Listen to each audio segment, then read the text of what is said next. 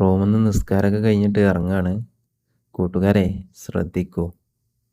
ഇന്നൊരു വ്യാഴാഴ്ച വിശേഷമൊക്കെ ആയിട്ടാണ് ഞാൻ വന്നിട്ടുള്ളത്. ചായയൊക്കെ കുടിച്ച് പുറത്ത് നോക്കിയപ്പോൾ ഒരാളെയും മനസ്സിലൊന്നും കാണാനില്ല.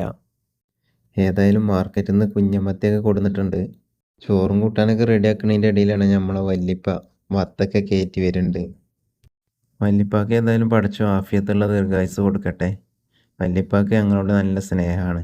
ആളെപ്പോൾ വരുമ്പോൾ ഞങ്ങൾക്ക് ഓരോ സാധനങ്ങളൊക്കെ കൊണ്ടുവന്ന് തരും. അങ്ങനെ ആൾക്കുള്ള ഓർഡറുകളൊക്കെ റെഡിയാക്കി കൊടുത്തു. വല്യപ്പാൻ്റെ തോട്ടത്തു നിന്നാണ് ഓരോ സാധനങ്ങളൊക്കെ കൊണ്ടുവരണത്. അങ്ങനെ ഭക്ഷണം കഴിച്ച് കുറേ വിശേഷങ്ങളൊക്കെ പറഞ്ഞ് വല്യപ്പി മകനൊക്കെ തിരിച്ചു പോയി. നമ്മളെ കുഞ്ഞമത്തി പൊരിച്ചതും പരിപ്പ് കറിയൊക്കെ റെഡി ആയിട്ടുണ്ട്. ഏതായാലും ഭക്ഷണമൊക്കെ നല്ല തുടച്ച് കഴിച്ച് ഇനി നിസ്കരിച്ചിട്ട് വരാം. അതിനിടയ്ക്ക് കുറച്ച് പാത്രങ്ങളൊക്കെ ഉണ്ടാക്കി എടുത്ത് വെച്ചു. നിസ്കാരം കഴിഞ്ഞ് വന്നപ്പോൾ ഫ്രോസൺ ഐറ്റംസ് ആയിട്ട് നമ്മളെ ബായി എത്തിയിട്ടുണ്ട്. അങ്ങനെ അതൊക്കെ ഇറക്കി ചെക്ക് ചെയ്തിട്ട് ഏതായാലും ഇനി കുറച്ച് വെള്ളമൊക്കെ കുടിച്ചിരിക്കുക. ഇവിടെ അടുത്തുള്ളൊരു മലയാളിക്കാക്ക് വന്നിരുന്നു. മൂപ്പരിപ്പോൾ നാട്ടിൽ പോയി വന്നതാണ്. അപ്പം നാട്ടിലത്തെ കുറച്ച് വിശേഷങ്ങളൊക്കെ പറഞ്ഞ് മൂപ്പരും പോയി. ഏതായാലും നേരം വൈകുന്നേരമായി. ഇനി നിസ്കാരമൊക്കെ കഴിഞ്ഞിട്ട് നോക്കാം ബാക്കി പരിപാടികളൊക്കെ. സാധാരണ വ്യാഴാഴ്ച ഉണ്ടാവുന്ന തിരക്കൊന്നും ഇന്ന് കാണാനൊന്നുമില്ല. ഏതായാലും കൂട്ടുകാരൻ ചായക്കടിയൊക്കെ ആയിട്ട് വന്നിട്ടുണ്ട്. എനിക്കിന്ന് ചായക്കടി പഴമാണ് കൊടുത്തിട്ടുള്ളത്.